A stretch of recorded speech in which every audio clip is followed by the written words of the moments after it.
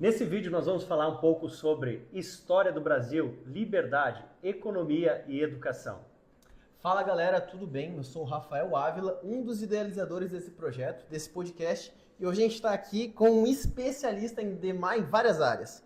O Sidney Buller-Kauer, professor de História, bacharel em Teologia, atuando no Ministério desde 2007, quase 20 anos já. Está aqui hoje para bater um papo sobre política, sobre economia, sobre educação. Sidney, deixar para você se apresentar aí, né? Eu sei que tem um currículo aí muito vasto, né? Alguns livros aí escritos, é um escritor já. Prazer estar aí contigo nessa noite aí para a gente poder conversar. Prazer é meu, Rafa, estar aí junto contigo.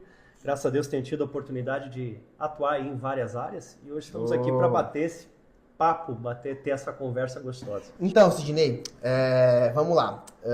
A gente está aqui com alguns assuntos para a gente poder conversar e eu queria começar a gente falando sobre o que aconteceu no assassinato de Charlie Kirk nos Estados Unidos. Queria saber aí o que você pensa sobre, qual que é a sua opinião. A realidade é que a gente está vivendo dias aterradores, né? Sim. Dias que as coisas estão meio que saindo do controle e as pessoas elas estão indo para um extremismo muito, muito além daquilo que a gente poderia imaginar, né? Então, esse assassinato do Charlie Kirk, que era assim um evangélico, um cristão, também tinha a sua forte exposição política, né? Ele acendeu aí uma luz vermelha mesmo. Sim. De que do jeito que as coisas estão hoje, não dá para continuar. Sim. Alguma coisa tem que acontecer. Né? E acho que esse é um dos motivos da nossa conversa. Alguma coisa tem que acontecer. E tu vê o seguinte, esse assassinato do Charlie Kirk, você acha que ele segue uma linha parecida, por exemplo, com o assassinato do Miguel Uribe, por exemplo, na Colômbia, assassinado também um militante, um ativista da direita, mas não tão ativo no meio cristão, né, como o Charlie Kirk era ativo. Você acha que o assassinato do Charlie Kirk, ele segue mais para uma linha política ou ele segue mais para uma linha política e religiosa? A tua opinião? Eu acho que as duas coisas, né? Vai para o Sim. lado tanto político como religioso. Sim. Mas especialmente ele vai para um lado onde as pessoas elas vão perdendo a capacidade de dialogar, de perceber o diferente, sabe? Em vez de tentar ter uma conversa inteligente, uma troca de valores, partir realmente por uma intolerância, por um extremismo. Eu sou contra a violência, eu sou contra esse tipo de atitude. Eu acho que a gente pode conversar e resolver as coisas por meio da inteligência humana, que é tão bonita. Eu vejo assim que hoje está crescendo cada vez mais o sentimento de revanchismo. Então assim, muito pelas pessoas mais da parte da esquerda, né?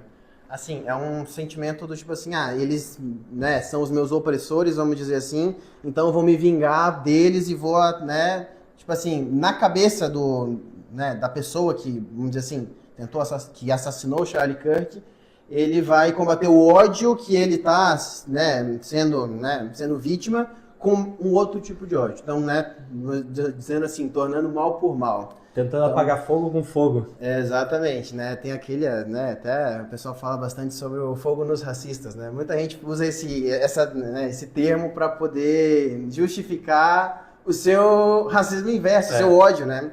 Mas foi muito interessante que a esposa dele, quando ela falou eu perdoo, ela mostrou o que seria a nossa essência, porque a sociedade ocidental ela é baseada nessa cultura judaico-cristã.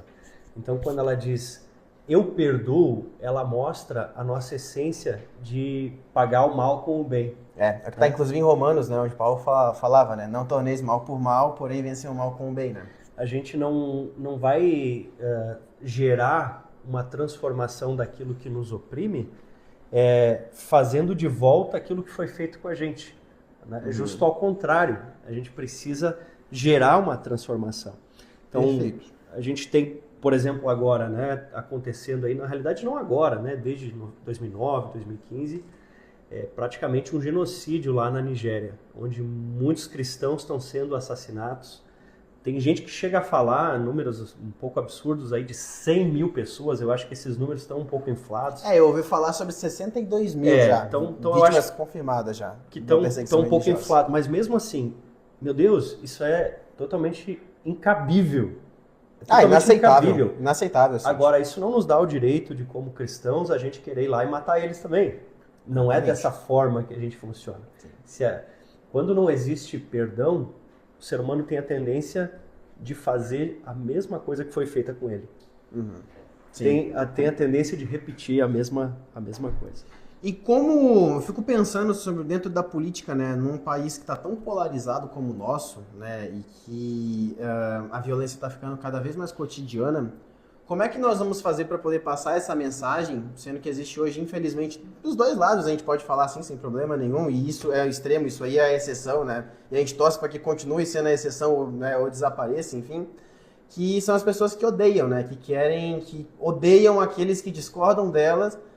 Por exemplo, assim, né, infelizmente a gente viu casos ali de pessoas desejando a morte de políticos que pensam o contrário delas aqui no Brasil já. Está ficando muito comum com essa polarização.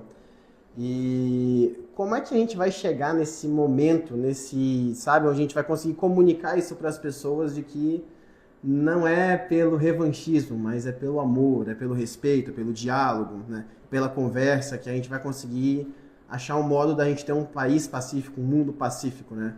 É todo um processo de transformação. Na realidade, uma paz completa é muito utópico, né? Porque o mundo sempre viveu em guerras. A gente teve agora alguns anos um pouquinho mais tranquilos, mas o mundo sempre viveu em guerras. Porque existem pensamentos diferentes, existem pessoas diferentes. O que nós temos que entender é o seguinte: como a gente vai andar para frente como nação se cada um puxar para um lado? Se cada vez que troca um governo, um destrói o que o outro conquistou, o que o outro fez, e está sempre um lutando contra o outro. Nós temos que achar uma forma, não de ter inimigos, mas de debater ideias, né? De debater ideias. E não só aqui no Brasil, mas o mundo está estranho com toda essa função de guerra na Ucrânia, toda essa função do terrorismo ali do Hamas e toda essa situação. Uma estabilidade geopolítica. Acaba gerando uma instabilidade geopolítica, né? Pessoal invadindo, um país invadindo o outro, né? O Brasil com seus desafios aqui políticos, a Selic lá em cima, juros altos, a inflação, né? Problemas extremos de corrupção no país, contas públicas explodindo, né? Então, um dos nossos interesses é tentar descobrir o seguinte, Rafa: como é que a gente chegou até aqui? Então, aqui que entra o ponto, né, que eu queria conversar contigo. A gente sabe pouco sobre a história do nosso país, porque não é muito ensinado nas nossas escolas, né? Não é ensinado para as nossas crianças, para os nossos adolescentes a história do Brasil. E isso ajuda muito as pessoas a entenderem aquilo que de fato está acontecendo hoje, né? O que está acontecendo no nosso dia a dia. Só que como as pessoas não conhecem muito a história do nosso país, acaba que as pessoas não conseguem compreender determinadas coisas que acontecem no dia a dia hoje. Então, Cid, vamos dar início à introdução da história do Brasil. Queria que tu falasse um pouco sobre o início monárquico, o que aconteceu, o que está fazendo o Brasil ficar desse jeito, e a gente sabe que tem, né, um contexto, tem um motivo, e a história vai nos ajudar a entender isso aí. E tu, como professor de história, é a pessoa ideal para poder me explicar e explicar para quem está ouvindo o que está acontecendo com o Brasil e por que o início da história, né, da gente como república impacta nos dias de hoje. Com certeza, né? O Brasil ele começa primeiro, né, ali tutoriado por Portugal, como parte do Império Português, e naquele tempo nós tínhamos aí uma influência muito grande no Brasil dos jesuítas, né, dessa organização católica. Perfeito. E eles traziam então o ensino, e desconsiderando a parte de religião e tudo mais, a questão é que eles tinham o domínio das normas cultas, de linguagem, de cálculos, de tudo, e eles eram bons professores. Então, quando chega em 15 de novembro de 1889, nós temos a proclamação da República, né, que eu até prefiro usar o termo, né, o golpe de 15 de novembro. Porque não houve ali um apelo popular, nem nada disso, houve ali elites e pessoas que estavam desgostosas do Império e desejando um tipo de mudança, né? E a gente vai tentar entender um pouquinho mais esse processo, como que se chegou nisso. Uma das grandes influências que a gente tinha e tem até hoje dentro do nosso processo político brasileiro é a influência da maçonaria. E os maçons ali, então, eles eram um grupo que estava buscando por essa transformação da saída de um regime monárquico para algo mais parecido com república. Até se você quiser, Rafa, tem lá na Amazon, tem um livro chamado 15 de novembro, um passeio pelos 500 anos da história política do Brasil, que eu escrevi, você pode passar lá. Bacana. Adquirir e... Com certeza eu vou adquirir, não tenha dúvida. Tá lendo sobre isso. Bom. Outra coisa que tinha ali dentro também foi a própria questão da Lei Áurea, né? Quando o Império começa, teve vários movimentos antes de chegar na Lei Áurea propriamente dita, né? Quando você chega e declara que os escravos agora eles são livres, o que acontece? Aqueles grandes escravocratas, eles entendiam que o escravo era como se fosse uma propriedade dele. Sim. Então, na cabeça deles, quando o Império tira o escravo, o que eles entendem? O governo está tirando como se fosse um maquinário dele, está tirando, as pessoas entendem dessa forma e ficam muito bravas com o governo. Eles pensavam, poxa, se o governo vai tirar os escravos de mim, ele tem que de alguma forma me compensar, ele tem que me pagar de alguma forma em relação a isso. Então essas pessoas estavam ali descontentes. Também tinha o positivismo. O positivismo lá do Auguste Comte, ele tinha chegado de uma forma muito forte no Brasil, especialmente na pessoa de Benjamin Constant, que era uma grande influência sobre dois generais muito fortes, que era o Floriano e o Deodoro, né? E o positivismo também... Deodoro da Fonseca. Isso, exatamente. E o positivismo ele desejava muito trazer a república, né? Então, todos esses grupos eles tinham um grande interesse, que era interesse de poder. Afinal de contas, claro, no Império, quem tem todo o poder? O imperador, né? Imperador, sim. Então, eles queriam trazer esse poder para eles. O Benjamin Constant ele traz essa grande influência sobre esses nomes poderosos, que era o Deodoro e o Floriano. Tanto que um dos lemas lá que rodavam no positivismo era justamente ordem e progresso. Ordem e progresso, que hoje está na nossa bandeira, né? Que está na nossa bandeira. Deodoro da Fonseca e Floriano Peixoto, que inclusive foram um dos primeiro e segundo presidente do Brasil, se não me falha a memória, né? Exatamente. Sim. Deodoro da Fonseca assume aquele início e Sim. logo depois o Floriano. Deodoro Perfeito. de uma forma um pouco mais suave, o Floriano de uma forma aí muito, muito mais forte. Show. Mas a gente citou o Comte, o positivismo e tudo isso, né? Que nos faz lembrar do quê? Da Revolução Francesa. Sim. E a gente vai dar uma volta. A gente vai lá na Revolução Francesa e volta aqui. Pode E ser? a Revolução Francesa, ela tem parte nisso, né, do fim daquela monarquia tradicional, né? Ela participa ativamente disso, né? Exatamente. Claro, ela acontece bem antes do nosso processo aqui no Brasil, né? Sim, sim, claro. Mas você tem ali na Revolução Francesa, né, de 1789 até 1799, aquela ideia de ruptura com esse sistema de reis e tudo mais, Sim. para fazer uma verdadeira revolução. Só que o que acontece? Na hora de fazer uma revolução, cada um tem seus próprios interesses. Então. E unem forças, né? Para derrotar um inimigo comum. Sim. Basicamente. Dentro da revolução se destacam principalmente os girondinos e os jacobinos, que é da onde surge o nosso termo direita-esquerda.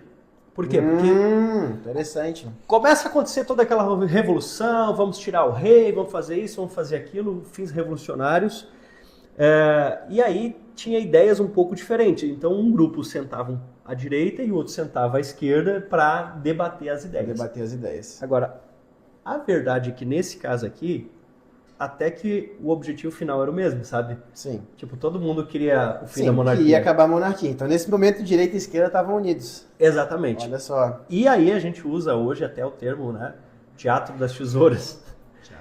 Que é quando parece que duas coisas são opostas, mas na verdade essa oposição é para atingir um mesmo objetivo. O mesmo objetivo, sim. O que nos remete muito, muito à forma como a política brasileira tem sido vivida. Pessoas que às vezes até parecem opostas umas às outras, mas que têm um mesmo objetivo, né? Isso é muito interessante. Bom, teria isso, na verdade, o intuito da democracia, né? Seria, na verdade, mesmo que com divergências, todo mundo aprontasse para o mesmo objetivo, né? Que é a ordem e progresso do país, né? No caso deles, não era exatamente assim. No caso essa é a utopia que a gente desejava, né? Mas no caso deles, não. Dos girondinos e dos jacobinos, o negócio era o seguinte. Os dois queriam que se eliminasse o rei, os jacobinos eram mais de meter logo uma guilhotina no pescoço. Mas o objetivo era esse, né? Sim. E no meio de toda essa confusão da Revolução Francesa, eles fazem a Declaração dos Direitos do Homem e do Cidadão. Então, mesmo naquela correria toda, onde eles estavam querendo cortar a cabeça do rei, ao mesmo tempo eles fazem uma espécie de vovó da Declaração dos Direitos Humanos. Sim. Cara, isso é muito estranho. É um pouco contraditório, né, pastor? No mínimo contraditório, né? Porque a ideia deles era mais ou menos assim, tipo, direitos humanos desde que pense igual a gente. Você tem direito de pensar o que você quiser, de fazer o que você quiser, desde que não nos contrarie. Sim. Né? Isso me soa um pouco familiar. Bom, infelizmente... Mas o que acontece? Toda essa Revolução Francesa, esse objetivo de revolução, de tudo mais, de se libertar da tirania, de uma monarquia, o resultado é que acaba abrindo espaço para o aparecimento e a ascensão de Napoleão. Olha que coisa maluca. Vamos tirar o rei porque é opressão, vamos mudar o sistema, vamos fazer uma revolução. E o resultado da revolução é que no final das contas o Napoleão consegue entrar e aparecer. Sim. Por isso que eu te digo, quando a gente tem só ódio, revolução e vai deixando de lado as ideias, o pensamento, o diálogo, só pensa em subverter a ordem antiga e tudo mais, a gente corre o risco de se tornar os mesmos demônios que exorcizou. E foi o que Napoleão acabou se tornando, né? Napoleão acabou se tornando o grande problema. Né? Primeiro eles tiveram um governo girondino, um pouco mais conservador, depois entrou os jacobinos, quebrando tudo mesmo. E o resultado, no final das contas, é que eles entraram numa situação talvez até pior, que foi do Napoleão. Napoleão esse, que aí nós vamos terminar o nosso círculo e voltar para onde a gente começou ali. Napoleão esse que colocou o bloqueio continental, não queria que ninguém negociasse com a Inglaterra, porque ele estava meio com aquela ideia de vamos dominar o mundo. E o Portugal era parceiro comercial da Inglaterra. Né? Então Portugal não queria fazer aceitar esse bloqueio continental. E aí o Napoleão diz, então, se você não quer aceitar, eu vou para cima. E aí a galerinha veio todo mundo pro Brasil, a família monárquica. Aí que tá. Sim. Exatamente. Porque daí Napoleão começou a entrar, apesar de que até pouco tempo atrás Portugal e Espanha tinham sido um país só na chamada União Ibérica, né? Naquele período, Espanha estava mais alinhada à França. E aí ele entra, e quando ele entra, olha só que interessante, a Marinha Inglesa, inclusive tinha um camarada lá dirigindo a Marinha Inglesa, que o nome dele era Sidney, um nome maravilhoso, né? Um nome muito bonito. Nome bonito. E ele chega então com a sua frota da Marinha Inglesa. Sim. O pessoal de Portugal, a monarquia, embarca no navio e coloca basicamente assim várias coisas de cultura, de dinheiro, dos arquivos da monarquia, coloca tudo para dentro do navio e sai. E é aí que vem a frase, haver navios. Porque quando chega o exército de Napoleão, ele fica haver navios, porque os navios já tinham partido para o Brasil e a monarquia já estava vindo para cá. Que bacana, pastor. Cid. E continuando nesse assunto, como é que funcionaria a questão, vamos dizer assim, logo depois desse início da monarquia e depois da vinda dos portugueses aqui para o Brasil, né? Dom João VI, se eu não me engano, era o monarca de Portugal, se não me falha a memória. E a partir disso, como é que procedeu, né, a situação logo depois? O Dom João, na época, ele ainda era um príncipe regente, né? Ele não tinha ainda assumido mesmo como rei. Sim. Só concluindo ali, né, por que eu disse que era o círculo, né? Que eu falei que os camaradas que queriam fazer a República, eles se inspiraram em ideias francesas. Sim. Sendo que esses franceses tinham sido também o motivo deles fugirem para o Brasil. Olha que coisa maluca, como a história... Não faz sentido, né? A história se interconecta, assim, né? Sim. Mas o Brasil passou um tempo muito bom quando eles vieram para cá, sabe? Sim. Claro, é óbvio, né? Naquele tempo, um país começando, era desafiador, mas eles desenvolveram o Reino Unido, né, de Portugal, Brasil e Algarves, e a sede desse império transcontinental era aqui no Brasil. Então as coisas estavam avançando bem. Mas quando então surge esse movimento para acabar com o império e estabelecer a república, foi um movimento dessas elites, um movimento de elites que não teve participação popular. Quando eles chegaram para derrubar primeiramente o ministro, né, que era o Ouro Preto, e depois, posteriormente, a família real e pediu que eles fossem embora do Brasil, não houve a participação popular. O exército estava descontente, se envolveu, os positivistas, a maçonaria, o pessoal se uniu, se envolveu, né? E é interessante que até os ex-donos de escravos que estavam chateados estavam ali juntos com a galera que era anti-escravos. Sim, abolicionistas. Sim. Exatamente, mas o inimigo comum, se uniram. Então tem até uma frase do Aristides Lobo, que era um jornalista da época, que ele disse: o povo assistiu aquilo bestializado, que não teve um envolvimento popular, né? E aí que começou os problemas, porque a República Brasileira ela começa a partir de um golpe, a partir de interesses de elites, sem participação popular. Assim começa a República. Ela começa do jeito errado. Ela começa com desonra, com golpe, ela começa com interesses estranhos, desejos de poder, e aí nasce a República no meio de tudo isso. Sim. Como você vai agora consertar algo que nasceu errado, né? Eu acho que esse aí que é um dos grandes desafios que a gente passa. Isso era um grande movimento, talvez, contra, vamos dizer, usar esse termo, contra aquele tradicionalismo, vamos dizer assim, da monarquia, né? O desejo da República era de de ter um poder contrário à monarquia, né? E você acredita que, né, talvez de um certo modo, seria algo progressista, vamos dizer, esse desejo de república, né? Né? Para aquele tempo seria algo progressista, né? Para aquele tempo seria. Mas por que eu estou trazendo esses pontos aqui, Rafa? Há muitos séculos, milênios talvez, a humanidade de tempos em tempos tem um seguinte problema.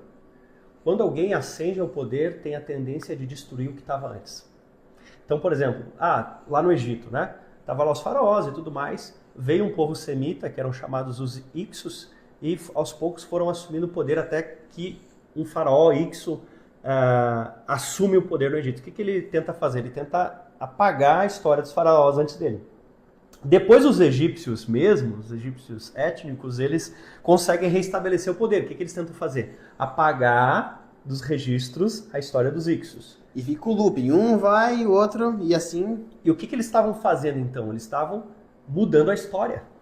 Sim. Porque quando você apaga a história, você está mudando a história.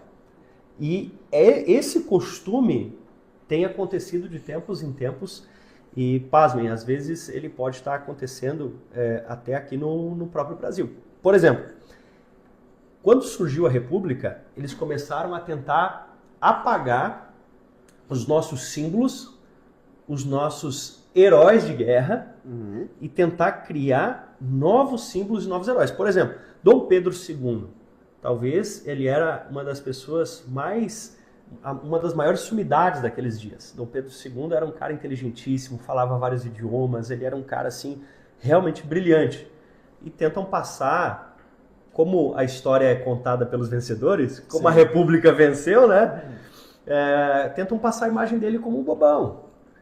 A Princesa Isabel. A Princesa Isabel era fantástica. Eles até disseram, né, quando ela estava ali trabalhando pela abolição, eles disseram assim: hoje tu salvas uma raça, mas perdes uma coroa. Sim. Mas foi a decisão dela. Sim. Então, é trocado. Então, por exemplo, Dia de Consciência Negra. A gente poderia ter, por exemplo, o Dia da Princesa Isabel. Sim. Que foi a libertadora, né? Ao invés disso, o pessoal levanta outras figuras, como, por exemplo, o Zumbi dos Palmares, que ele, inclusive, era dono de escravos. Olha só que interessante. E a gente falando sobre essa questão do respeito, da compaixão com seus inimigos, que é muito importante, me trouxe à mente o Dr. Luiz Gama. Não sei se o senhor conhece. Me fale sobre isso. Dr. Luiz Gama, ele foi um advogado negro, no Brasil ali escravocrata, né? Ele era um abolicionista e ele era um filho de escravo com o liberto, né? Então, né? Não vou agora te dizer com precisão se a mãe dele que era livre ou o pai, mas ali ele foi dessa mistura. E nessa época a lei já liberava, né, esses tipos de escravo serem livres, né? Escravos nascidos, por exemplo, negros no caso nascidos de mãe escrava, exemplo, e pai livre, por exemplo. Essa pessoa já poderia ser livre. E, né, sem o conhecimento disso, o Luiz Gama ele foi escravo durante muito tempo. Tem até um filme, inclusive, dele muito interessante. Luiz Gama foi escravo durante muito tempo e logo depois ele descobriu que, na verdade, ele poderia ser livre, né? Ele, na casa do seu senhor, né? Ele teve ali não lembro se era filho ou se era apenas amigo dele, que morou durante o tempo com esse senhor e ele e ele ensinou esse rapaz a ler, o Luiz Gama e tudo. E o Luiz Gama, aprendendo a ler, ele começou a estudar por conta própria, porque um negro não podia fazer faculdade naquela época, né? E nisso aí, ele estudando, ele acabou conseguindo se tornar advogado. E ali, como advogado, ele foi responsável por libertar mais de 500 negros. Uau! Né? E ele é um cara que é muito pouco falado, né? E ele era um cara que era muito pouco falado e, né, deveria ter mais, vamos dizer assim, mais notoriedade, né, do que alguns outros, né, ditos como heróis na luta contra o racismo. E eu acredito que ele é um nome realmente muito... Então o que a gente percebe, né? Que foram reescrevendo a história. Sim. Foram mudando a história, foram apagando essas figuras e criando novos heróis que atendiam os seus objetivos, né? Começando a gerar, tanto nesse período que a gente está falando, sim, como ao longo da história, foram começando a gerar o quê? A ideia de sistemas educacionais que corroborassem com a manutenção no poder. Sim. Então você vai formatando a cabeça das crianças, dos alunos, para que se perpetue no poder. Tem um livro muito interessante que fala sobre isso, que é o Fahrenheit 451, também tem o filme, é fácil de assistir o filme, Fahrenheit 451, onde ele trata o seguinte: bombeiros, nesse conto distópico, né? Os bombeiros, eles não eram pessoas responsáveis por apagar fogo, que nem hoje. Na realidade, eles eram responsáveis por queimar livros. Sim. Então, sempre quando chamava o bombeiro era para queimar os livros, né? E mais ou menos isso que tem sido feito. Tem uma tentativa de reescrever a história. De mudar a história para que fique, né, confortável para as pessoas que tomaram o poder E aí tem outro livro que eu acho que eu tenho aqui, esse aqui, A Revolução dos Bichos, de George Orwell.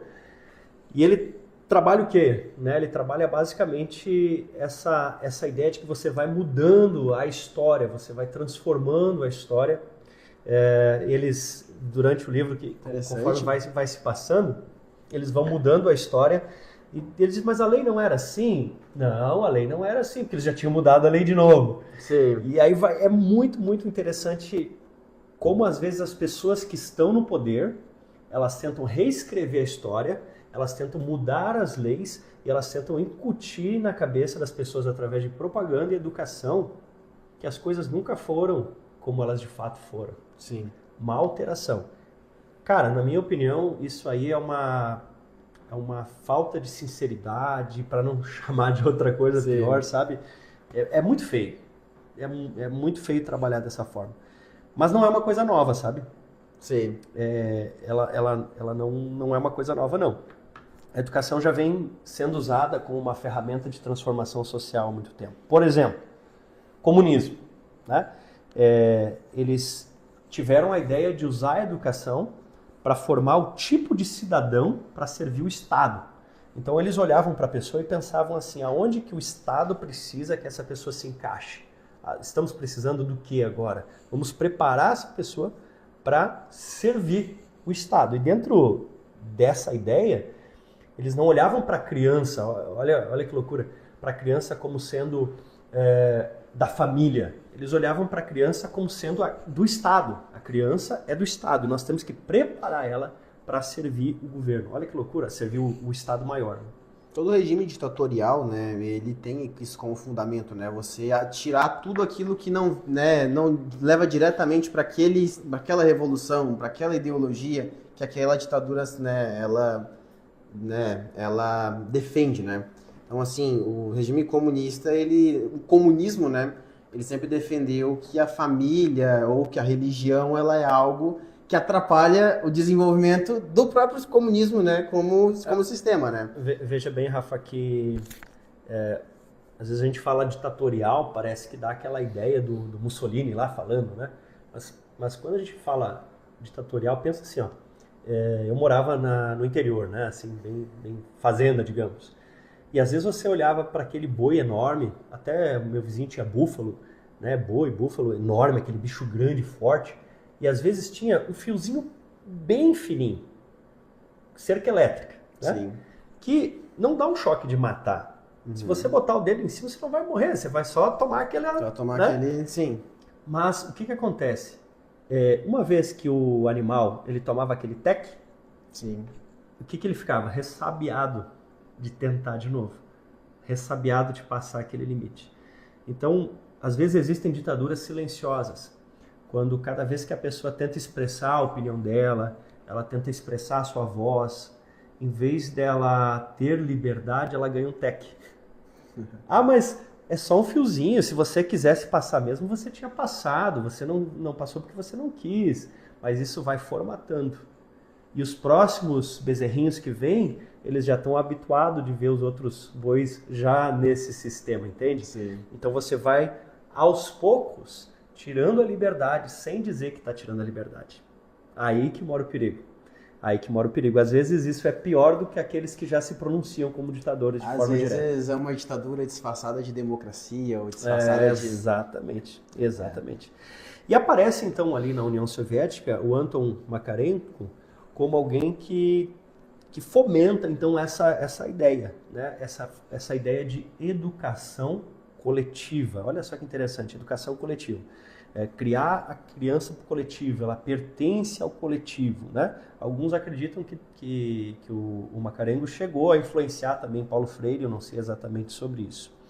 Mas o Makarenko então começa a fazer o quê? Essa ideia de ir afastando as crianças das famílias, né? A ponto que as crianças chegaram ao ponto de até denunciar os pais na União Soviética, né? Nossa, eu não sabia disso.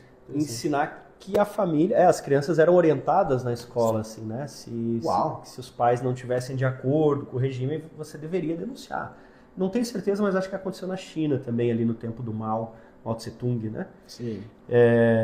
Então, eles entendiam que a família, assim, da forma tradicional, conservadora, ela era algo que precisava ser superado. Então, eles começaram a criar grupos para jovens, pegar os professores para que os professores fossem tipo fiscais, assim, que iam ajudar o regime ali com as crianças, né? Então, isso foi criando gerações de pessoas que foram perdendo a sua capacidade, o seu senso crítico em relação a isso.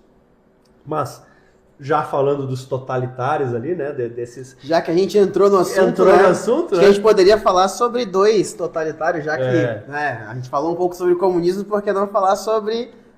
teoricamente, porque né, na prática não seria a mesma coisa, o contrário ao comunismo seria o fascismo, né? Será que seria o contrário? Então, mas vamos lá. Isso que a gente vai conversar, isso que eu gostaria de entender. Vamos falar um pouquinho dentro do nosso objetivo aqui, Sim. né? Dentro do nosso objetivo, que é falar de liberdade, de educação, de história. O fascismo, ele também vem nessa pegada de mudar os currículos escolares. Então, quando o fascismo começa a exercer o seu governo, ele tinha, sim, essa intenção de trazer uma pegada ao estilo socialista, só que a italiana, né? Sim. Trazer essa pegada.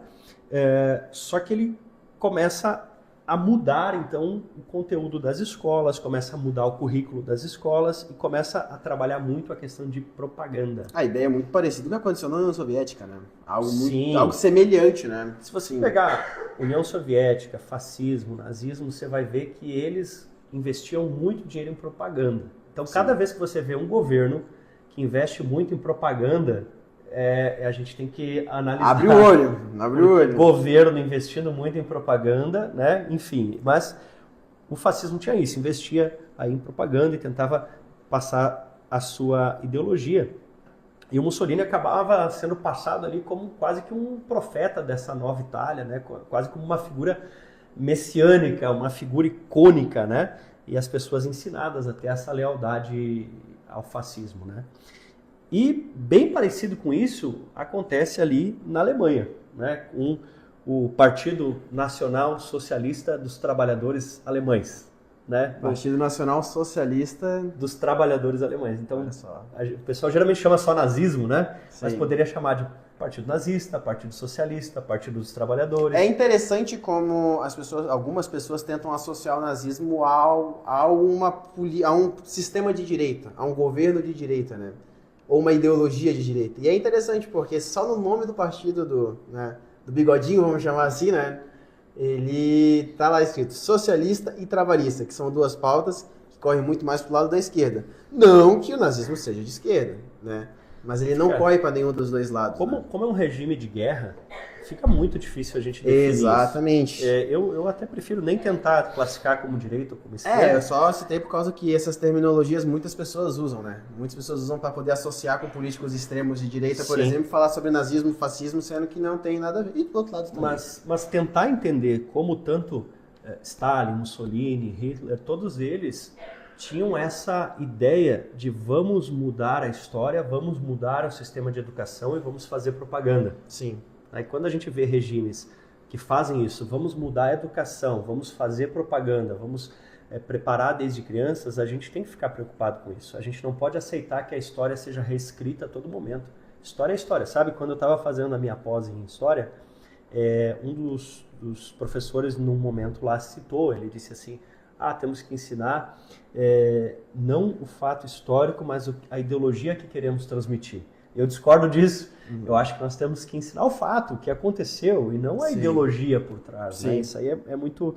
Então, o Hitler ali, né, o Partido Nacional Socialista dos Trabalhadores Alemães, olha que interessante, ele mudou os livros didáticos.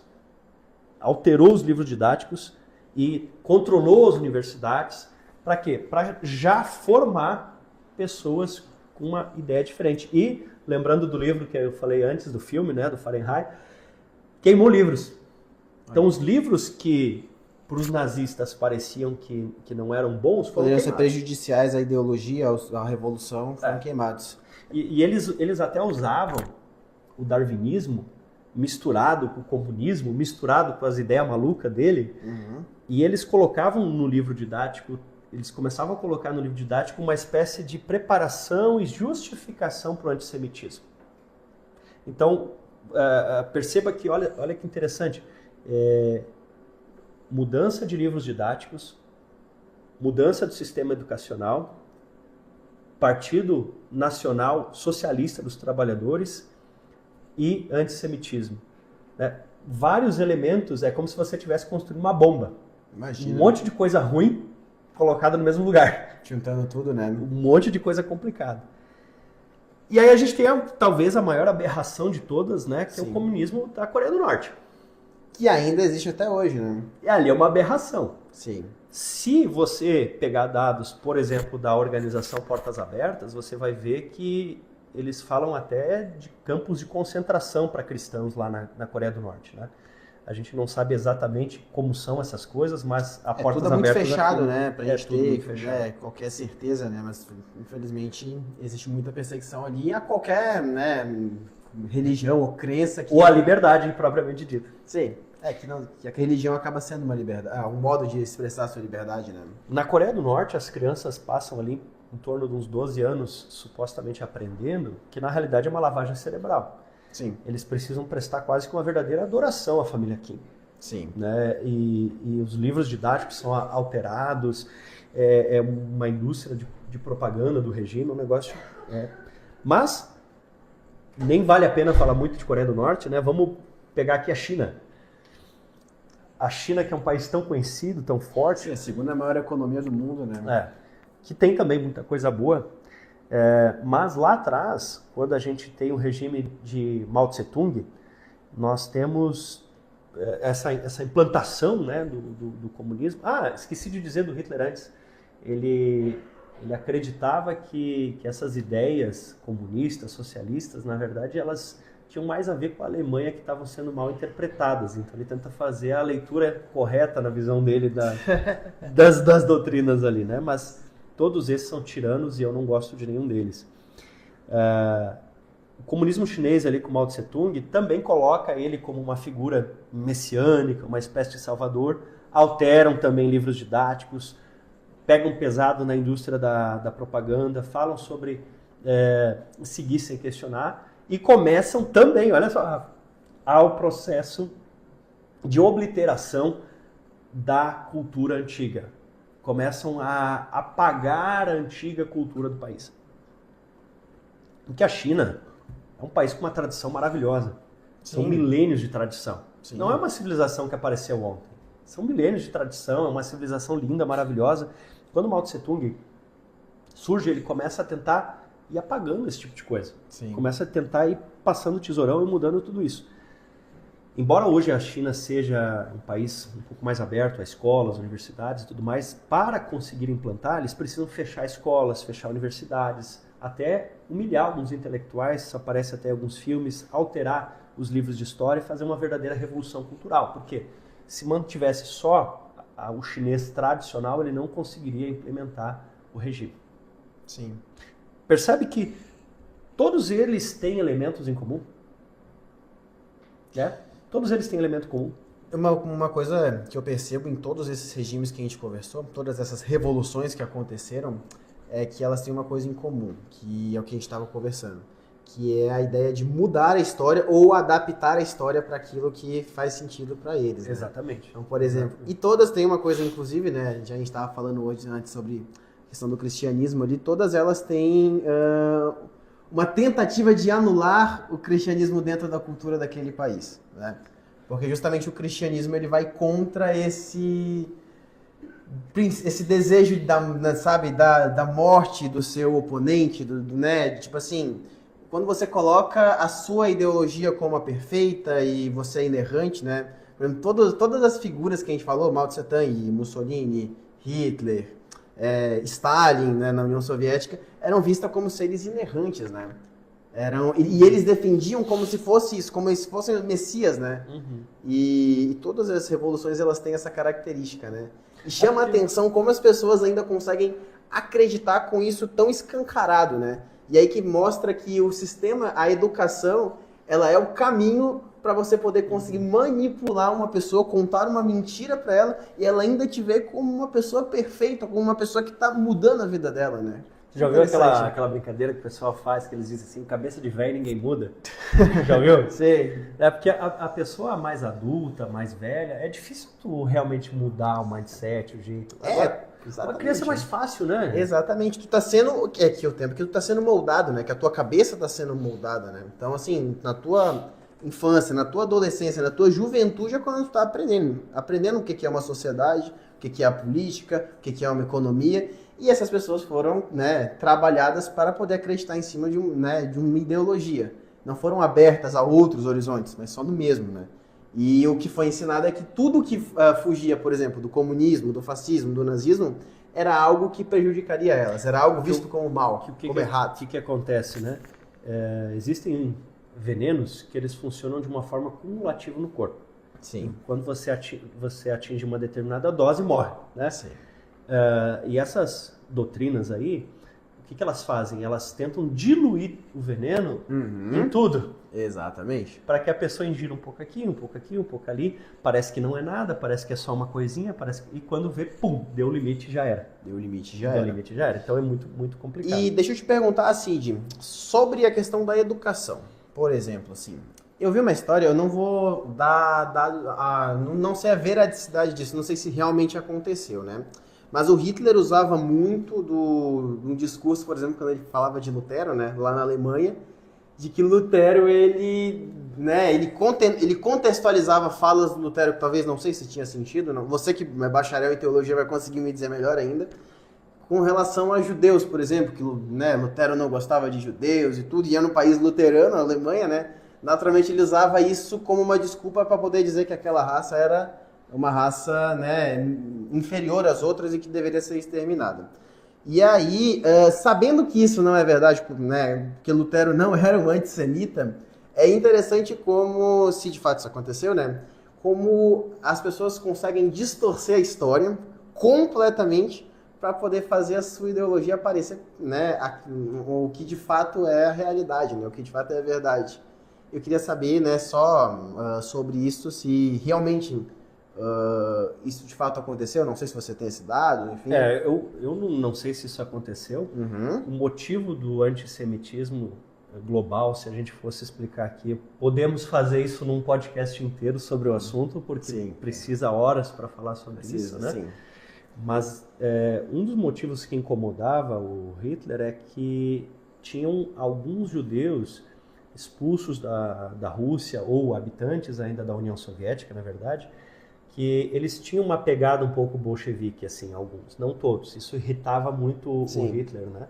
Ele considerava o nazismo muito superior ao comunismo, enfim, mas isso é para outra história, né? Isso é outra. Eu queria pegar, Rafa, essa questão assim no Brasil, sabe? Sim, voltando àquilo que a gente estava falando antes. Porque o que acontece?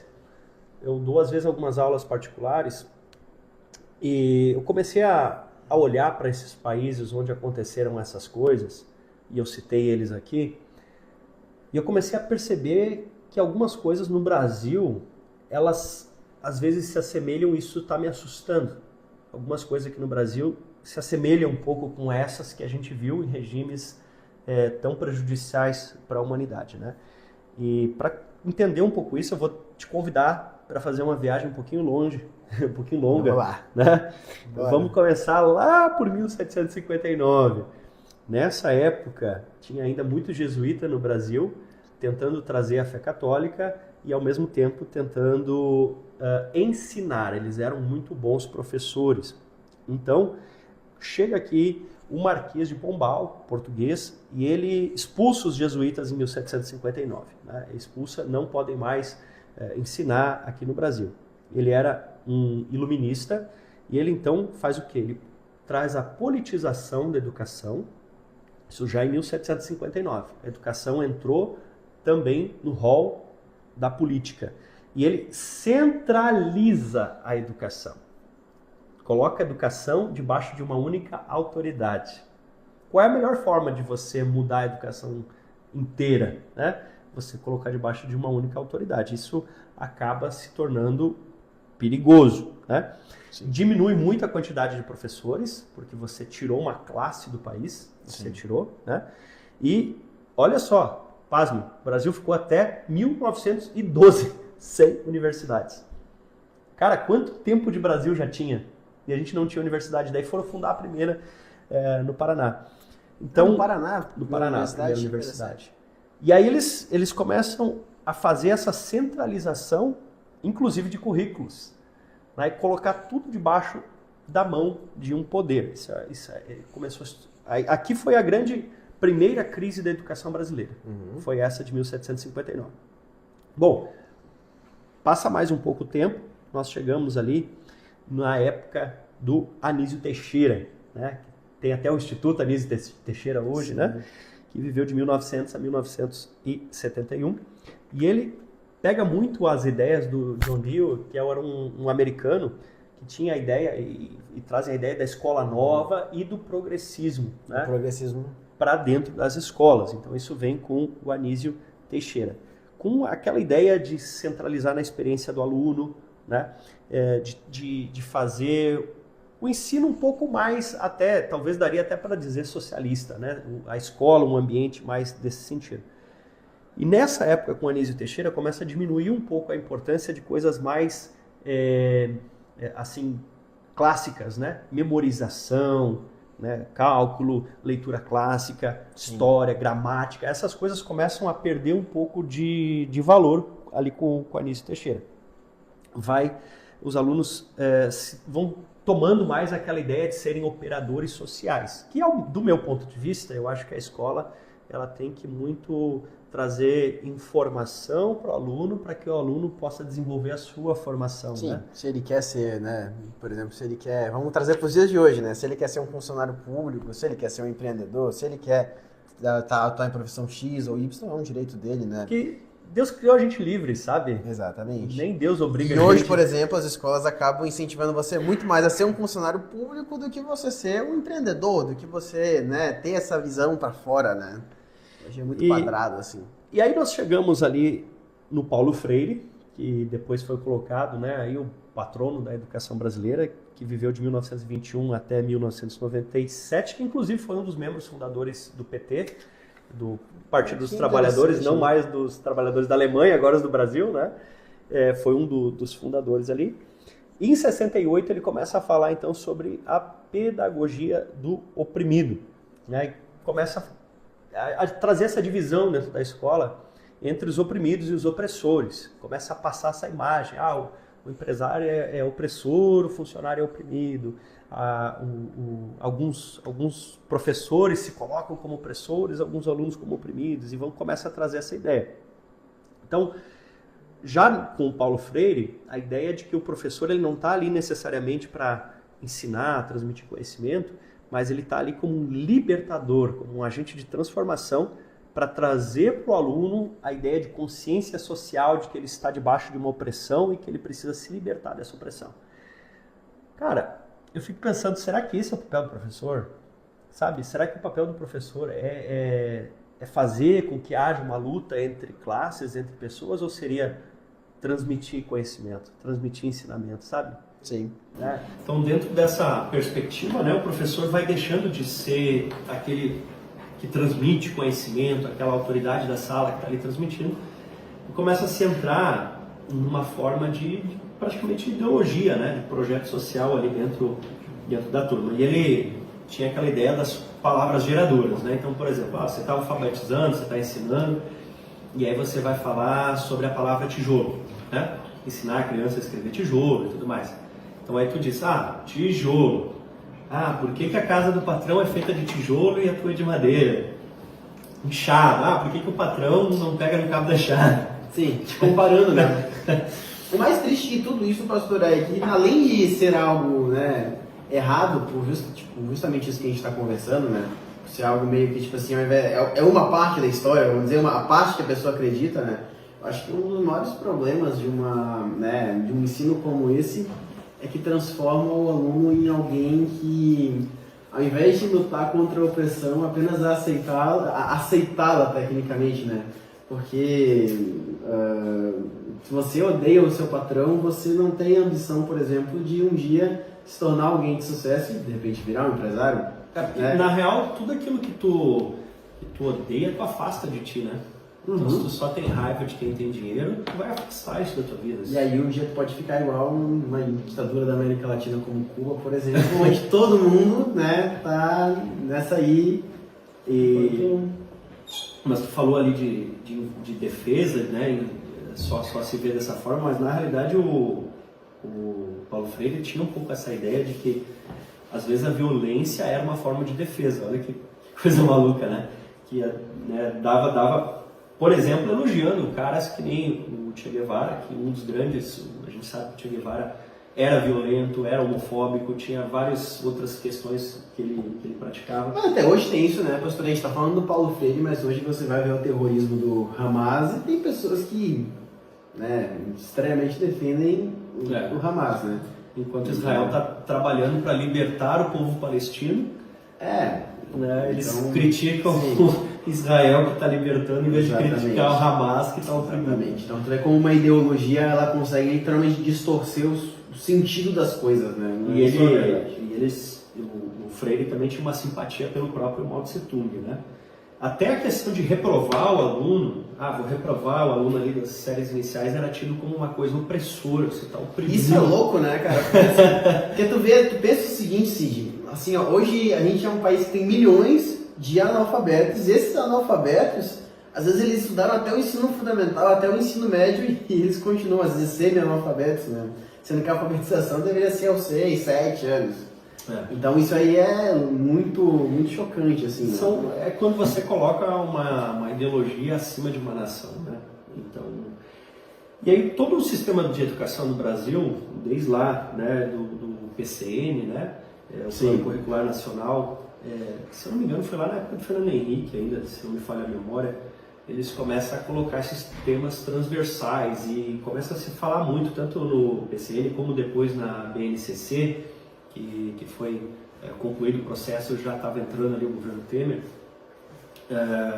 Eles começam a colocar muitos temas que talvez não condizem tanto com o sistema educacional mesmo, sabe? Começa a entrar muita coisa ideológica no meio ali, que fica complicado. Começa a ficar muito aparelhado com um projeto ideológico e não uma ideia de uma nação, sabe? A própria UNE, né? A União dos Estudantes do Brasil, aí, ela passou muito tempo governada por pessoas do Partido Comunista, né? O próprio programa Plano Nacional do Livro Didático, ele começou o quê? Uma equipe centralizada, alinhada com os governos, para dar livro didático para todo mundo. Aí você pega o livro didático, lembra as ideias que a gente viu nos regimes que a gente citou aqui, ideias de alinhar todo o sistema de educação ao propósito. E você vê que é todo um sistema porque, né, nas últimas décadas para cá, muitas universidades federais foram criadas. Muitas, né? E todas elas estão, né, tem a didática, né, igual, né? E ela é passada pelo governo, né? Então, se você está ali se as universidades são da iniciativa privada, elas, né, fica mais difícil você conseguir controlar isso. Mais ou menos, porque o que acontece? Como está tudo centralizado e submetido ao poder do governo, para as universidades particulares poderem ensinar, elas também têm que se alinhar, né, com aquilo que o governo quer. Então acaba que o sistema todo, a gente ouve falar até sobre a questão de câmara de eco em relação às universidades pelo seguinte motivo: parece que as universidades se tornaram lugares que sempre se fala mais do mesmo.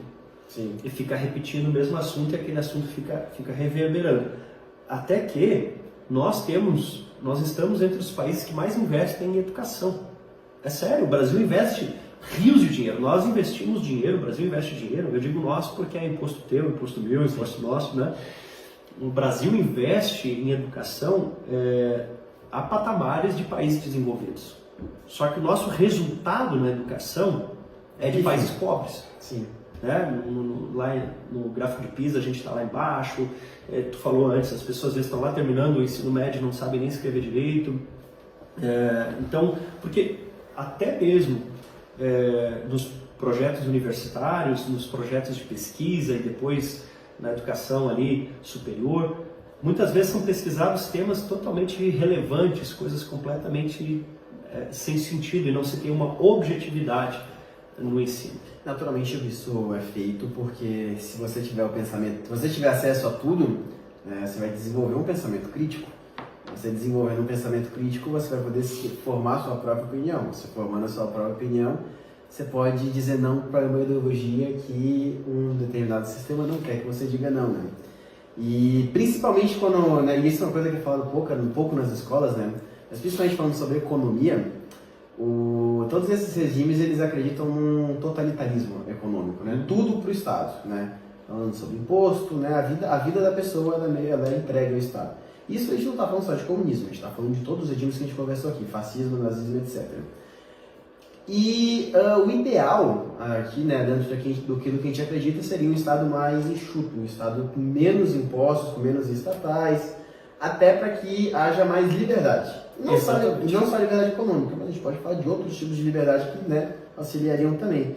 E eu queria que a gente iniciasse uma conversa sobre isso, né, sobre essa questão da liberdade econômica e como o liberalismo ele é visto para muitas pessoas como um sistema que quer explorar o trabalhador. Isso, né, foi ensinado nas escolas, né, essa ideia de que o rico, o patrão, ele é um explorador, ele é aquele cara que quer, sabe, que ele ganha em cima de ti sempre. E o liberalismo já vem ao contrário, né? Acredita que quanto menos imposto, mais maior poder de compra, mais vai gerar mais emprego. Então vamos fazer assim, Rafa, já que tu falou de liberdade de economia. Sim. Tá, vamos primeiro começar pela liberdade e daí a gente chega na economia, pode ser? Pode ser. Pode ser. Esse é um dos motivos que eu queria ter essa conversa contigo, sabe? Cara, Deus criou o homem livre, né? Deus criou o homem livre. Olha só que loucura isso. Aí a serpente chegou e transformou o homem em um escravo através do seu discurso. Sim. Né? Como que ela conseguiu, através do seu discurso, pegar o homem livre e transformar no homem escravo? Apresentando Deus como um opressor, certo?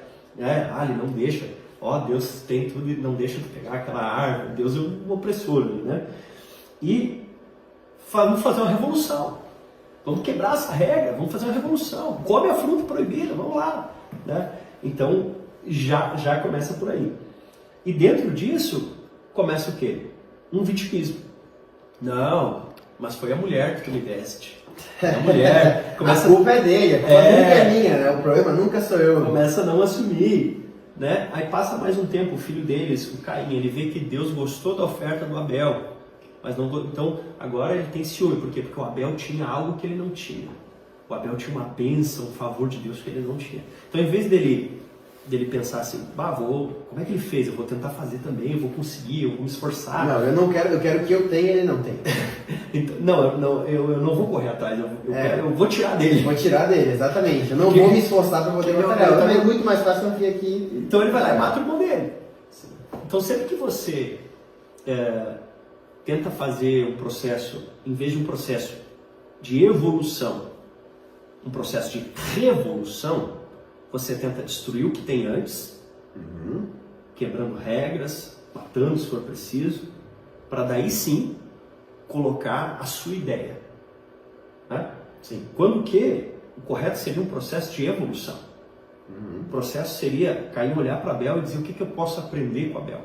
Poxa, ele tem o que eu não tenho, a culpa é minha então. Ele fez algo que eu não fiz. Mas isso vem do nunca olhar para si, né? Sempre olhar ao redor e desejar aquilo que o outro tem, né? Então, esse processo de vitimismo e de ciúmes, esse processo degrada a liberdade. Sim. Porque, como já diziam os filósofos, a minha liberdade vai até onde começa a tua. Né? E Jesus mesmo, ele falou, né? Assim como quereis que os homens vos façam, fazei vós outros a eles também. Sim. Então, o que eu quero... E esse processo de opressão, de vitimismo, de ciúmes, é justamente o contrário disso. Então, a queda do ser humano já nos mostra a escravidão que o ser humano vem se colocando até hoje e a perda de liberdade, vitimismo, ciúme, né? Essa revolução contra os vencedores. Você pode ver que geralmente quem tenta fazer, geralmente não, sempre quem tenta fazer revolução é quem perdeu. Quem quer a revanche é quem perdeu, né? Geralmente é assim. Então esse processo não vai nos levar a um grande lugar. Nós temos que pensar em evolução. Tá, o que tem de bom antes de mim? Sabe? Às vezes o Brasil para de desenvolver porque faz igual como o exemplo que eu citei do Egito, sabe? Entra um governo, destrói tudo que o governo anterior fez, começa a fazer, daí troca, daí o outro destrói, começa e assim vai. E assim fica indo, nunca existe progresso. E aí a gente pode chegar, então, no que tu falou, né? Na questão de economia. De economia. Com certeza, cara, nós precisamos ter liberdade, sabe? Porque a liberdade, ela faz as coisas avançarem, ela faz as coisas produzirem. Quando você tem um livre mercado, existe concorrência, né? Então, é engraçado que você for parar para pensar assim, estão dizendo que vai entrar novas empresas de entrega de comida pela internet, assim, pelo celular, sabe, esse aplicativo. Aí essa semana o aplicativo que já está aí no Brasil faz muito tempo, eu abri ele e tinha promoção 99 centavos. Sim. Né? Aí tipo, eu não paguei a entrega, eu paguei 99 centavos e a comida chegou na minha casa. Né? Por quê? Porque tem concorrência. Que a concorrência, ela vai estimular o quê? Eu vou tentar produzir melhor, com mais qualidade e tendo mais lucro. Olha só que interessante. Entendeu? A concorrência vai te levar a usar essa criatividade para tu ir atrás, para tu desenvolver, para tu tentar fazer melhor, para tu tentar progredir. E quando a gente tem uma economia planificada, como foi no início da China comunista, no início essa era a ideia do Mao Tse Tung, ter tudo planejado por um governo centralizado, muita gente morreu. O chamado grande salto adiante do Mao Tse Tung, muita gente morreu, inclusive de fome, né? Por causa dessas ideias. De dezenas de milhões de pessoas, né? Não sei se necessariamente de milhões ou de milhares, né? Sim. Na Revolução Chinesa? Sim. E mais de milhões. Na União Soviética também, grandes desafios, porque uma única cabeça não consegue pensar em todas as variáveis. O governo dando liberdade para o povo trabalhar, eu acho que é a melhor coisa que ele pode fazer. Sim. Né? O Ronald Reagan dizia que o melhor programa social é o emprego. Você gerando emprego, você dando emprego, sabe? E o preço vai se regulando pela oferta e demanda. O preço vai se regulando. Porque o que acontece? Muitas vezes os governos fazem assim, ó. Não tem muito emprego, o governo está centralizando, está segurando a mão, está cobrando imposto. Aí o que ele faz? Faz algum tipo de programa social para dar dinheiro para a pessoa, né? Só que para dar dinheiro para a pessoa, geralmente o que ele faz? Imprime mais dinheiro. Sim. Quando ele imprime mais dinheiro, o dinheiro tem menos valor. Sim. Aí a pessoa precisa de mais dinheiro, então ele diz, eu vou aumentar o valor do teu auxílio. Para aumentar o valor do auxílio, ele imprime mais dinheiro, e aí o dinheiro vale menos, e aí fica um ciclo vicioso. E aí fica o pensamento de que esse assistencialismo, essa ajuda do governo, né, ela é algo que é como se fosse um presente, algo dado, né, de fato um auxílio. Cara, a real é que né? o governo não tem dinheiro. Sim. O dinheiro que ele usa é o dinheiro do teu imposto. Então ele pega o dinheiro do teu imposto e ele usa, não é o dinheiro do governo, é o nosso dinheiro. Essa aí que é a real. Então, para tu ter uma ideia desse negócio de inflação e poder de compra, quando eu era criança eu lembro que às vezes a gente ia comprar aquele pãozinho francês, Sim. 8 centavos. E agora está o quê? R$1, R$1,10? Pois é, hoje está mais de R$1. Né? Então, cara, isso não tem sentido. Né? Então, uma coisa que aconteceu, por exemplo, lá no governo Sarney foi a tentativa de vamos tabelar os preços. Né? Não deu certo. Porque você vai gerando, vamos então aumentar o salário. Começa a acontecer um sistema de indexação. Né? O que seria isso? É quando o teu aumento de salário mínimo, ele gera um efeito de circular, onde tu aumenta o salário mínimo, o preço das coisas sobe também. Sim. Sobe, e aí fica uma coisa que não funciona. Exatamente. As pessoas pensam que só porque o salário mínimo aumenta a cada ano, né? E quer dizer que a economia está crescendo, mas não é desse jeito, né? E aí tem países que tentam fazer esse tipo de tabelamento, controle, que você começa a ter o quê? Desabastecimento. Sim. Né? Que, por exemplo, a gente vive na Venezuela. Sim. Um desabastecimento, que você começa a tentar controlar, chega um ponto que o produtor diz, não vale mais a pena produzir. Você tem liberdade, não tem... Né? Inclusive, Rafa, esse livro aqui, ó, As 6 Lições do Ludwig von Mises, ele, assim, para quem nunca ouviu falar sobre economia, para quem não... Cara, lê esse livro. Esse livro vai te abrir os olhos, ele trata alguns temas que não vai dar pra gente falar tudo aqui hoje, né? Sim. Mas ele fala sobre socialismo, capitalismo, intervencionismo, inflação, investimento estrangeiro, política e ideias. Que, inclusive, Rafa, o mundo, ele não é uma equação de soma zero, sabe? Sim. Tem gente que pensa assim, mas se tiver um rico, é porque alguém ficou pobre. Cara, eu pensava assim, sabe? Eu achava isso. Eu tinha aquela ideia de que, tipo assim, se alguém tá rico é porque roubou, porque traficou ou porque tá oprimindo alguém. Eu pensava assim. Mas depois eu fui começando a perceber o seguinte. Se alguém consegue acumular capital num lugar e consegue abrir uma empresa, o que a empresa vai gerar? Vai gerar mais empregos e vai gerar mais, né? E esse funcionário que tem um emprego e recebe um salário, ele vai fazer o quê? Ele vai consumir? Vai consumir. Mas vai consumir aonde? Tu entende que alimenta toda a economia? Exatamente. E sabe o que mais? Só que isso tira aos poucos o Estado da jogada. Tira mais o Estado da jogada, né? E não é interessante para o Estado, né? Isso aí. Por isso que eu acho que a gente precisa de uma Mas é interessante para o cidadão.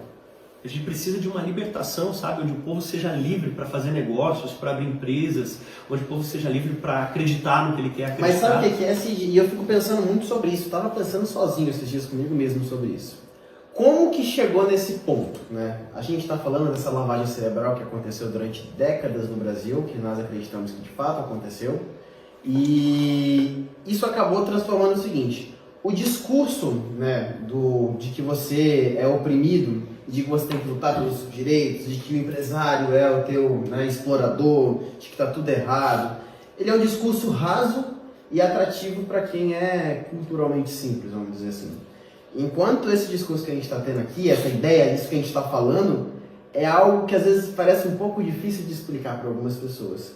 Então eu acho que a longo prazo seria bacana, de algum modo, né, a própria direita, né, o conservadorismo, tentar desenvolver, não digo um discurso raso, sabe? Mas um discurso que as multidões consigam entender o porquê que o liberalismo ele funciona mais do que esses sistemas, que essa lavagem cerebral, né, que o progressismo, enfim, a esquerda construiu no Brasil para que a gente entenda. Né, para que as pessoas entendam que o progresso do Brasil não está no caminho que... Né, vamos lá, né? Vamos supor que uma pessoa conseguiu acumular. Ela conseguiu acumular renda, e eu dei o exemplo antes, ela construiu aquela fábrica, né? Sim. Tá. Gerou emprego, as pessoas melhoraram. Tá. Vamos continuar. Ele conseguiu acumular mais, não só a renda em si, mas capital no sentido de maquinários, tecnologias. Sim. Ele conseguiu contratar pessoas inteligentes. Inclusive, ele conseguiu na sua empresa dar bolsa para que mais pessoas estudassem. E agora, por causa desse capital acumulado, desse dinheiro acumulado, por causa desses profissionais que ele consegue pagar altos salários, sabe o que ele consegue inventar? Novas tecnologias. Aí ele consegue inventar uma máquina que aumenta a produtividade de alimento. Sim. Ele consegue inventar uma máquina, um remédio que cura uma doença. Sim.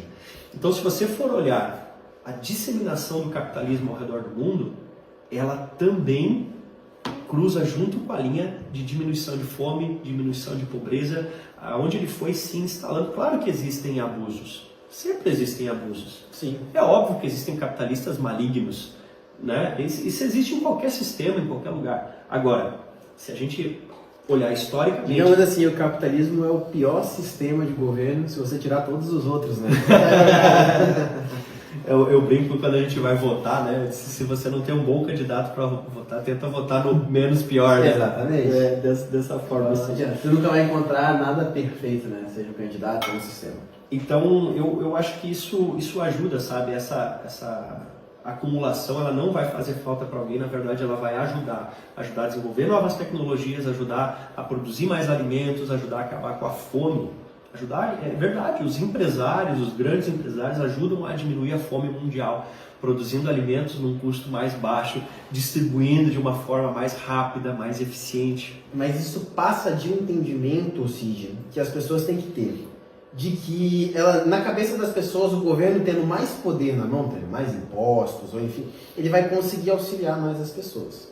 Né? Só que a única coisa que muda é que a iniciativa privada, né, num governo mais enxuto, ela vai ter esse poder nas mãos mais do que o governo, correto? Hein? Ou não? A iniciativa privada ela vai conseguir otimizar a utilização. Vai conseguir otimizar, pois é. E isso, naturalmente, vai gerar mais empregos, mas não necessariamente e também não necessariamente vai mudar o sistema, tipo assim, que essas pessoas têm medo que acabe, né? Muita gente pensa assim, quanto mais, né, a direita chegar no poder, vamos dizer assim, a gente vai perder auxílio, a gente vai perder o Bolsa Família, a gente vai perder o SUS, e assim vai, como se as pessoas fossem morrer na rua porque a direita vai entrar no poder, as pessoas vão passar fome porque a direita vai entrar no poder. Porque não se mostra, isso que a gente está conversando é interessante, eu sempre gosto de entrar nesse assunto, porque esse é o discurso, né, vamos dizer assim, que as pessoas que são mais para esse lado, vamos dizer assim, né, estadista, né, de esquerda, falam.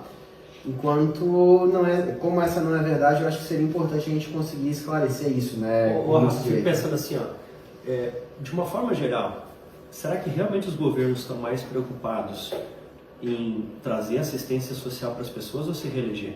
Aí que entra o ponto. E outra coisa, né? Outra coisa. Nós pagamos as coisas duas vezes, cara. Sim.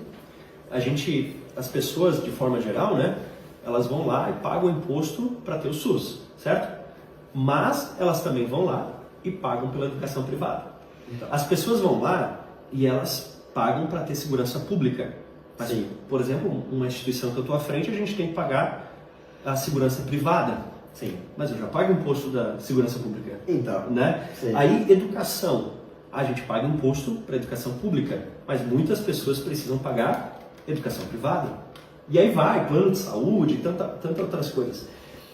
Um exemplo bem claro, Rafa. Bem claro. INSS. Né? As pessoas pagam lá o INSS.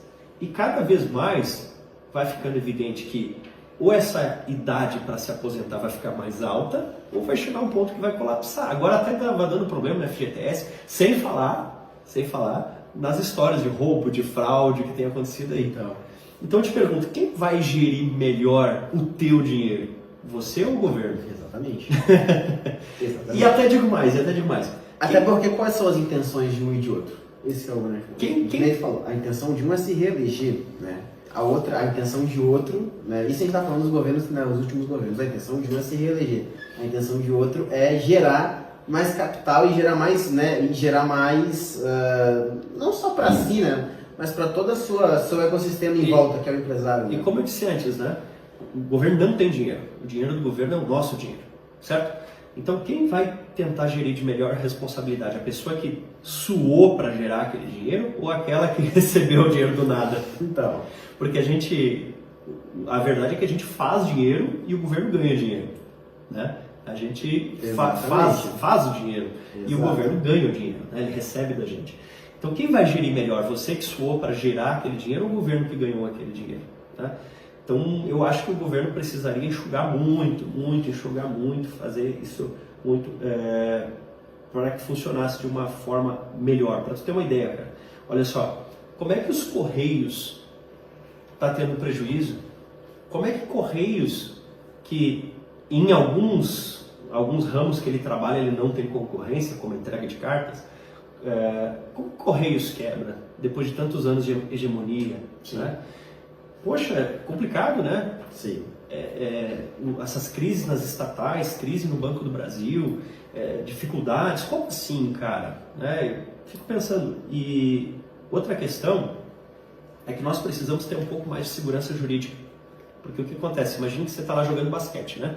Está lá jogando basquete e de repente apita e é pênalti, porque mudou o jogo para futebol. E você estava na área com a bola na mão. Mas você diz, mas o jogo não era basquete? Né? E, infelizmente isso acaba às vezes acontecendo muito no Brasil, que está lá o empresário, está lá o empreendedor, ele pensa, eu vou investir nisso, eu vou fazer agora, e daí pá, muda a lei. Muda a lei e não consegue mais fazer. E o imposto novo, cara, quase todo dia, um imposto novo. Aonde vai dar isso? Chega um ponto que não tem, e eu estou realmente preocupado com os rumos que a nossa educação está tomando, certo? Com a questão de paz e liberdade que o nosso país está tomando, né? A gente está com, eu me sinto assim, sabe? Eu me sinto assim, cada dia um imposto novo, a cerca elétrica que é lá ao nosso redor, mas a gente não está tirando a tua liberdade, mas se tu chegar ali dá um choquezinho, né? A cerca elétrica ao nosso redor e um sistema educacional voltado para um projeto ideológico. Sim. E eu acho que não dá assim. Por quê? Porque desse jeito que está, o povo está começando a ficar irritado, está começando a perder a paciência. E eu não quero que o nosso país entre em guerra civil, eu não quero que o nosso país quebre financeiramente. Eu só quero ver o povo livre como Deus o fez para si, sabe? O povo livre para empreender, o povo livre para prosperar. Eu acho que uma das melhores coisas que o governo pode fazer é não atrapalhar. Sim. Né? Um governo pequeno, focado em coisas simples do dia a dia, sabe? Em pequenas organizações ali do dia a dia, e deixa a coisa rolar, deixa a coisa avançar, deixa fluir. Isso aí é o que, né, eu penso do mesmo jeito, Cid, e caminho que o Brasil está tomando, infelizmente, é para o oposto daquilo que a gente está conversando, né? Daquilo que nós estamos falando aqui agora. Ao que indica, cada vez com um Estado maior, né? A gente vê até pelos governos, né? Muitos ministérios, né? Cada vez mais um aumento de salário, as contas públicas cada vez mais altas, naturalmente vai existir uma demanda, né, maior de impostos para isso. Mas então, Cid, eu acredito que nós só vamos conseguir ter um progresso, né, tanto na parte econômica como na parte, né, no geral como cidadãos brasileiros, né, quando houver uma educação que leve para a liberdade, né, para essa liberdade que a gente tanto estava falando, né, daí do direito de você decidir entre, né, se você quiser ser um estadista, se você quiser ser alguém mais à esquerda, né, mas tem o direito, se você quer ser de esquerda, se você quer ser de direita, se você quer defender o liberalismo ou se você quer defender algo mais trabalhista, é um direito seu. Exatamente. Mas que isso seja posto, né, a direito do estudante, né?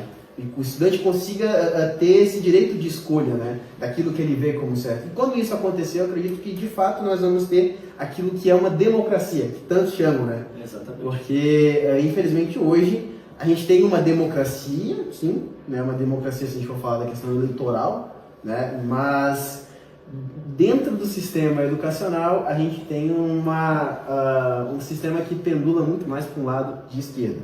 Então, acredito que, né, não sei se talvez se a palavra certa é politicamente falando, mas para mudar isso é necessário que haja um discurso que se equipare a esse discurso raso.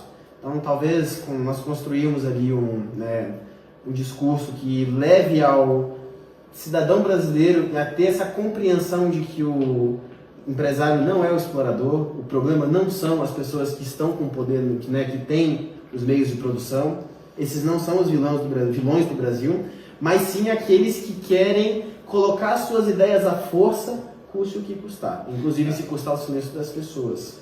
Eu acho assim que se nem Deus tirou a liberdade do ser humano, quem somos nós para tentar tirar? Exato. Rafa, eu quero que tu seja tão livre que tu possa até discordar de mim. Acho que tem uma frase, inclusive, né, diz assim: posso discordar de tudo que você falar, mas mas vou lutar até o fim pelo direito de você dizer, né? De você dizer, exatamente. Dizer, né? Eu acho que isso é o fundamento de tudo, né? Nós temos que ter essa liberdade, né? Então eu acho que a gente poderia dizer assim para quem está nos assistindo que seria muito importante que você pudesse lutar pela liberdade, que você pudesse sentisse assim vocacionado, né? Sim. Ser um bom professor que faz a diferença, Sim. sabe? A palavra aluno, ela vem de sem luz. Olha que interessante. Então a ideia do professor é o quê? É aquele que traz luz. Agora, uma vez que o professor trouxe luz, o aluno vai escolher o caminho que ele vai caminhar, né? Ele agora vai conseguir escolher se ele vai para a direita, porque agora ele está vendo os caminhos que existem. Os caminhos. Exatamente. Então, o professor ele não vai arrastar por um determinado caminho para a direita ou para a esquerda, ele vai simplesmente jogar luz. Ele vai jogar luz para que o aluno veja as possibilidades e ele possa escolher o lado que ele quer caminhar. Eu acho que é um pouco subestimar a inteligência das pessoas quando a gente quer determinar para que lado elas têm que ir. Eu acho que é subestimar a inteligência das pessoas. Eu acho que é subestimar a inteligência das pessoas quando um governo tenta tutelar as decisões do povo e cercear suas liberdades. Afinal de contas, quem é melhor do que quem? Sim. Né? Exatamente. Que as pessoas tenham a liberdade de escolher, mas a responsabilidade de encarar as consequências das suas escolhas. Exato. Porque se você tira do povo a capacidade de escolher e decide por ela, eu gosto de dizer o seguinte: quando você decide algo por alguém, você é responsável pela consequência. Se um governo decide algo por nós, ele é responsável com aquilo que vai acontecer conosco. Quando um governo decide a forma arbitrariamente que tem que acontecer economia, saúde, educação, ele é totalmente responsável por aquilo que vai acontecer na nação. Sim. E dentro do que a gente tem visto historicamente, quando isso recai num poder centralizado, as consequências são ruins. Felizmente o Brasil ele caminha para esse lado, mas eu não acredito que seja uma batalha perdida. Eu acredito que existe muito a se fazer ainda, eu acredito que existe muito ainda a se lutar. E defender isso do modo como Jesus nos ensinou é fundamental e é o jeito mais correto, né? O jeito mais justo a se fazer. Então, sem violência, amando, tendo compaixão com seus inimigos, tendo compaixão com aqueles que discordam de você, amando aqueles que podem até desejar que você morra. Acontece, mas fato é que nós não podemos tornar mal com mal, mas vencer o mal com o bem, como nosso Senhor Jesus disse, né? Exatamente. Sim. A esposa do Charlie Kirk, quando, né, em discurso, né, ela falou que perdoa, porque Jesus, né, mandou, né? E na cruz, Jesus disse, né? Pai, perdoa porque eles não sabem o que fazem. Talvez todas essas pessoas que, né, têm esse ódio, isso não está falando de lado, a gente não está falando mais de esquerda e de direita, mas todas as pessoas que têm esse ódio contra o seu oponente político, elas são pessoas que estão cegas. E a gente tem que lutar para poder, através da educação, através do respeito, através da humanidade, através do amor, ajudar com que essas pessoas possam enxergar o que de fato é a política, o que de fato é uma economia, o que de fato são as coisas que podem mudar esse país, né? Eu diria assim, não tenha políticos de estimação. Exato. Porque tente descobrir o que é certo e o que é errado. O que é bom e o que é mal. O que é ético e o que é antiético.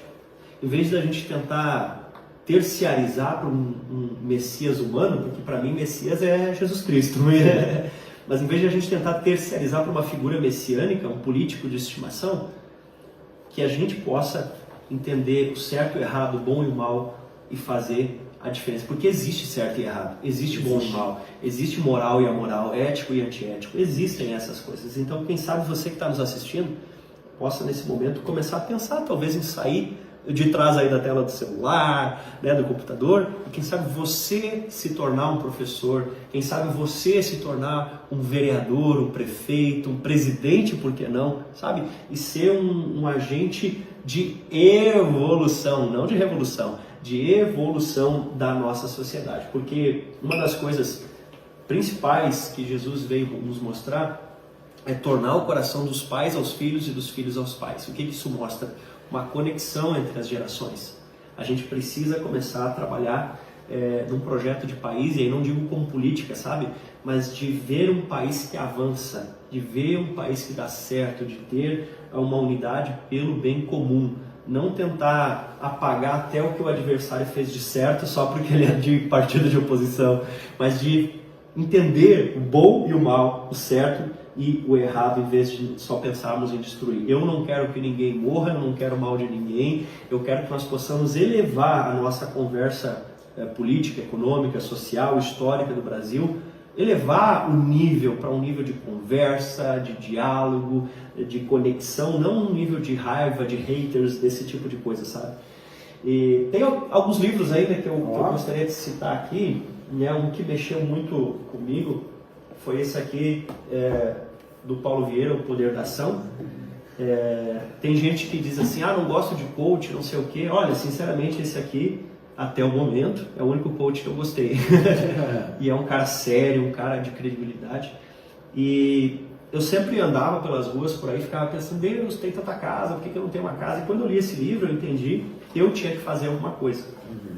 Sabe, que em vez de ficar só esperando pelos outros ou por alguma coisa, eu tinha que fazer alguma coisa. Eu consegui comprar meu apartamento, graças a Deus, inspirado pelas atitudes práticas que ele evoca, que ele chama. Tem também esse aqui, que eu ia citar, acabei não citando, que é do George Orwell também, de 1984, onde ele mostra um lugar distópico assim, né? Onde tem câmeras por tudo e controla tudo. E é interessante a gente pensar, por exemplo, que hoje lá na China tem câmera por tudo, controla tudo e tem até créditos sociais, né? Dá uma pesquisada aí depois, você vai ver coisa impressionante sobre isso. E tem também esse aqui, 12 regras para a vida, um antídoto para o caos, do Jordan Peterson, que vai ajudando a gente a ser, desculpa usar essa expressão, menos idiota, vai ajudando a gente a ter uma percepção melhor. E esses aqui, Rafa, eu escrevi quando era grisote, tá? São livros de poesia, eu sei que tu é poeta também, né? Claro. Ó, pessoal, dá uma olhada lá no Instagram do Rafa. Qual é o teu Instagram, Rafa? Rafa Ávila, a gente deixa na descrição do vídeo. Ele é poeta, gente, e escrevi quando era ali adolescente, falando bastante dos dilemas da vida e tudo mais, né? República do Devaneio. O outro é comprido demais o nome, né? Nem todas as perguntas têm respostas, mas todas as respostas têm perguntas. Um título muito interessante, né? O título já é mais do que um tweet do... O título já fala muito. Amém, Rafa? Amém. E a gente então encerra esse podcast. Queria agradecer a todo mundo aí que assistiu, todo mundo que esteve com a gente aí até agora. Lembre-se, né, que nem o Cid falou, né, que a gente não tenha políticos de estimação, que a gente lembre que o nosso Salvador já veio, já se sacrificou por nós, e é a Ele que nós temos que ter a nossa fé, a nossa esperança, não em homens. Qualquer homem pode, né, nos decepcionar, mas Jesus nunca vai nos decepcionar. E que a gente tenha essa liberdade que Jesus deu pra gente, e que a gente olhe sempre com crítica, mas com respeito, a todos os nossos adversários e até mesmo as pessoas que também, né, concordam com a gente. Tem uma frase que eu acho muito interessante, que agora eu não vou lembrar o autor dela, mas que fala assim, né? Ele não acredita que colocar uma pessoa X no poder seja a solução, uma pessoa boa, mas sim criar todo um contexto para que até uma pessoa ruim faça o bem, né, no poder, através do contexto político que ali esteja. Então, que a gente possa sempre estar cobrando, sempre estar defendendo aquilo que a gente acredita e principalmente amando e tendo compaixão com todos os... Que na real, o povo gera o governo e o governo gera o povo, né? É isso aí. O cara que está lá no governo, ele saiu da sociedade ali e entrou para o governo, né? Exatamente. E ele molda o povo e o povo molda ele, então um pouco dessa crise que a gente vive desde que a República começou. Desde que a República começou, ela é uma crise que a culpa é de todos nós, que fazemos parte desse processo eleitoral aí.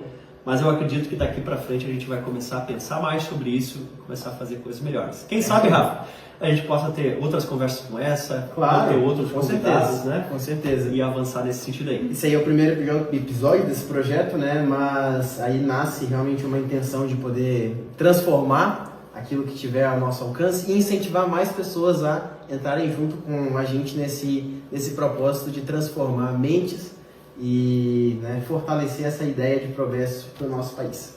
E você, certo? E você que ficou até aqui, olha, você é corajoso, hein? Parabéns, você nos acompanhou até aqui. Por favor, curta esse vídeo, compartilhe, mande para os seus amigos, para os seus conhecidos, para que a gente possa assim entender se isso que estamos fazendo aqui é relevante, se isso de alguma forma contribui para a nossa sociedade. Até mais. Até!